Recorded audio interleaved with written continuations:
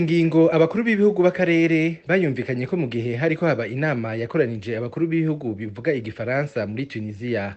Iyo nama yakurikiye izindi nyinshi z'abategetsi ba EAC kugira batore inyishu ku kibazo c'umutekano muri Kongo. Bifatiye ku mishamirano iguma igenda ikomera hagati y'igisirikare c'ico gihugu n'umuhari w'abagwanyi M23 kuvaho uwo muhari ugize ibitero vya mbere mu kwezi kwa gatandatu uno mwaka.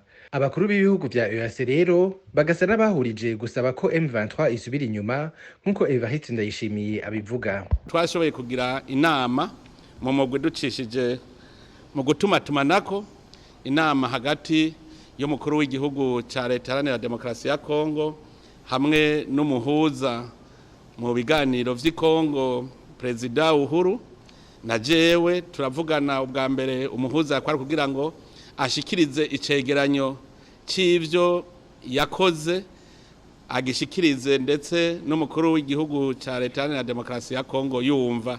Hanyuma rero ahejeje gushikiriza ico cegeranyo kuko yaranashitse igoma arabona ayo abene gihugu ba Kongo bagowe aravuga ati ni ngombwa yuko ujya mu wa M23 wateye utegereza gusubira mu bibanza wari urimwo utaratera kugira ngo abene gihugu basubire mu ngo zabo hanyuma tubandanye ibiganiro.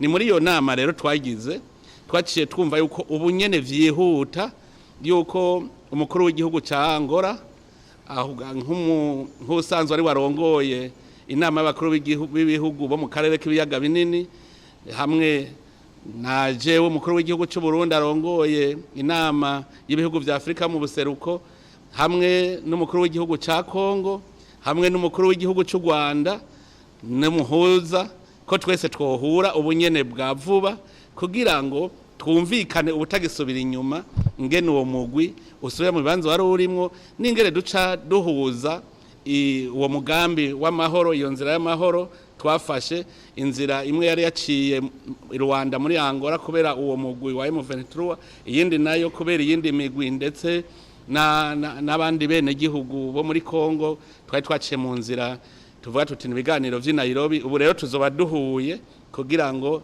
tubishire mu ngiro. Ariko rero uwo muhari w'abagwanyi wose ko uvyumva.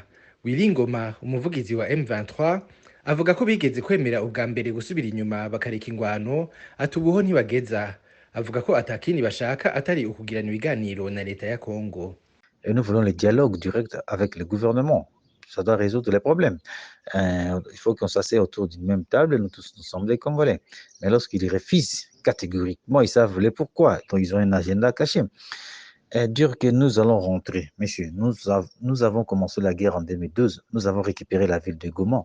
On nous a demandé encore de rentrer. Et après, qu'est-ce qui s'est passé? Puisqu'on dit que les mêmes causes produisent les mêmes effets. Ils sont venus encore nous attaquer, alors qu'on attendait qu'ils puissent résoudre les problèmes d'une manière pacifique. Mais nous demandons encore de rentrer. Nous sommes là, nous voulons le dialogue. Iyo ngingo y'abakuru b'ibihugu by'akarere ikaba ifashwe mu gihe havugwa ko ibiganiro hagati ya leta n'imigwi bitwaje ibigwanisho bigiye gusubira gutangura. Bikaba mbere byari bitegekanijwe ko bohuye itariki ya 21 Munyonyo i Nairobi muri Kenya, ariko rero kugeza ubu akaba atakiramenyekana kuri iyo nkuru.